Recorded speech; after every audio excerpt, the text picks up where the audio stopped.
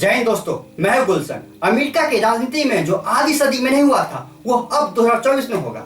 आज से 56 साल पहले 1968 में लिंडन जॉनसन ने अपनी उम्मीदवारी छोड़ी थी और अब 2024 में जो बाइडेन ने राष्ट्रपति चुनाव की दौड़ से बाहर हो गए। ऐसा क्यों दोस्तों? क्योंकि जो बाइडेन, जिन्हें अमेरिका की डेमोक्रेट पार्टी ने चुना था एज देयर लीडर, जिन्हें लड़ना था डोनाल्ड ट्रंप से आने वाले यूएसए के इलेक्शन में, सडनली जो बाइडेन इलेक्शन से मुश्किल से 100 दिन पहले कहा है कि नहीं, मैं अब लड़ना चाहता, विड्रॉ कर रहा हूँ, डोनाल्ड ट्रंप से मैं नहीं भिड़ूंगा। It is best interest of the country कि मैं हट जाऊं और मेरी जगह कमला हैरिस ले ले।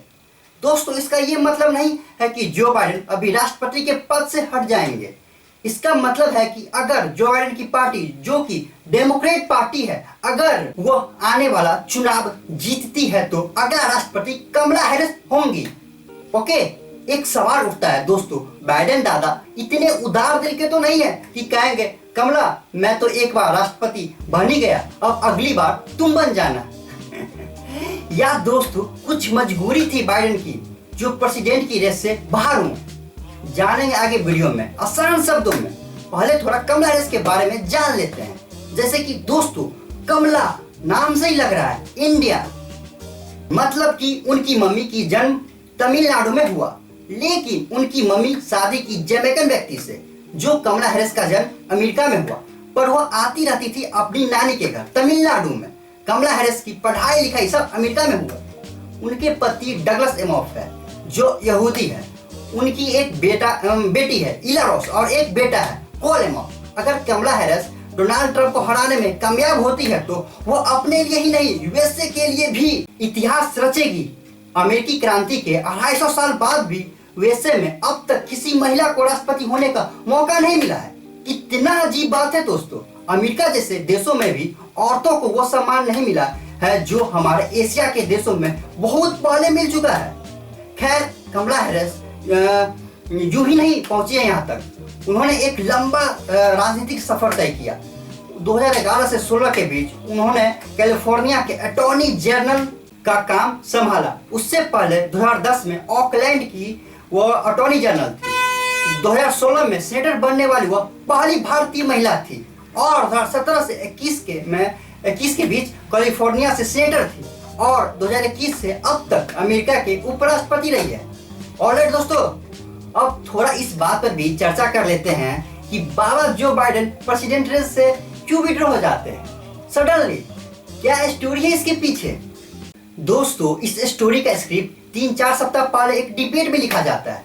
डिबेट क्या है भाइयों? अमेरिका में एक चुनावी प्रोसेस है जिसमें राष्ट्रपति के उम्मीदवारों के बीच डिस्कशन होता है, क्वेश्चन पूछा जाता है लाइव मीडिया में और उस डिस्कशन के स्तर पे रेटिंग दी जाती है पूरे देश के तरफ से।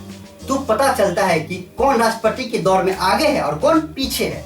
ओके, आज से 3-4 वीक पहले डोनाल्ड ट्रंप और जो बाइडेन के बीच डिबेट होता है। इस पूरे डिबेट में जो बाइडेन खोए खोए हुए से नजर आते हैं। जो जब बोल रहे थे समझ भी नहीं आ रहा था क्या बोल रहे हैं। डोनाल्ड ट्रंप ने लिटरली धोबी पछाड़ हराया जो बाइडेन को।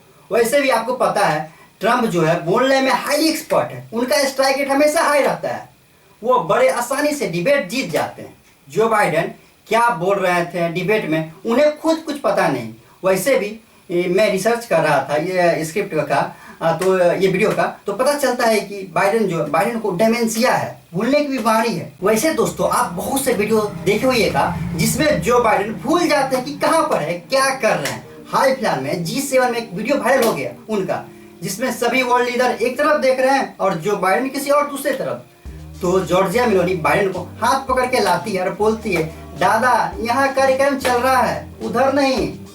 वैसे ऑफिशियली नहीं बताया गया है कि उनको डेमेंशिया है। खैर, इस डिबेट के बाद बाइडेन की रेटिंग लगातार गिर रही थी पूरे देश में और छोटे छोटे स्टेडियम को भी भर पा नहीं रहे थे अपने भाषणों में। तभी एक अनफॉर्चुनेट सा इंसिडेंट हो जाता है डोनाल्ड ट्रंप के साथ। उन्हें मारने की कोशिश की जाती है। एक 20 साल का लड़का, इसका कोई ट्रैक रिकॉर्ड नहीं है, वो राइफल में बहुत इंटरेस्टेड था, न उसका आपराधिक किस्म का बैकग्राउंड रहा था।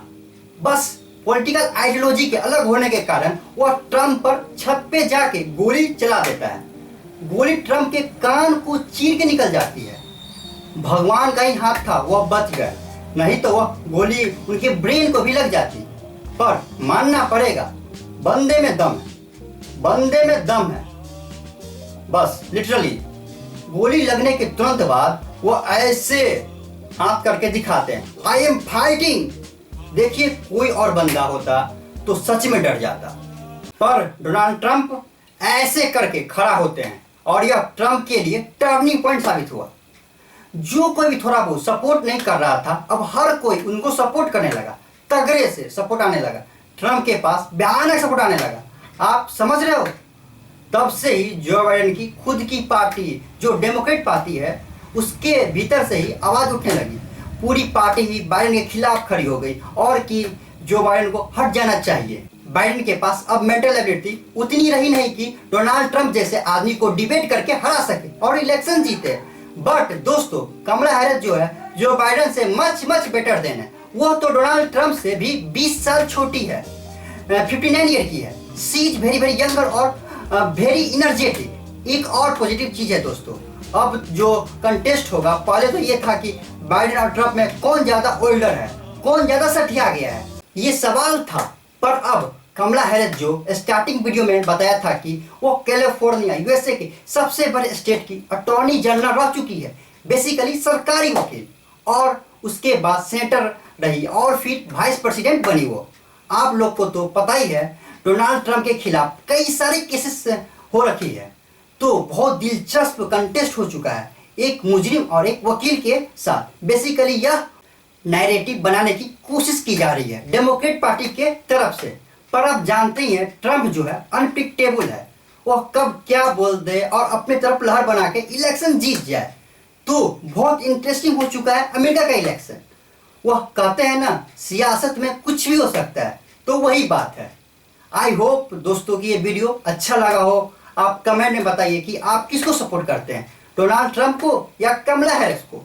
और वीडियो को लाइक कर दें, शेयर कर दें और चैनल को सब्सक्राइब करके बेल आइकन ऑल कर दें। दोस्तों स्वस्थ रहिए, मस्त रहिए।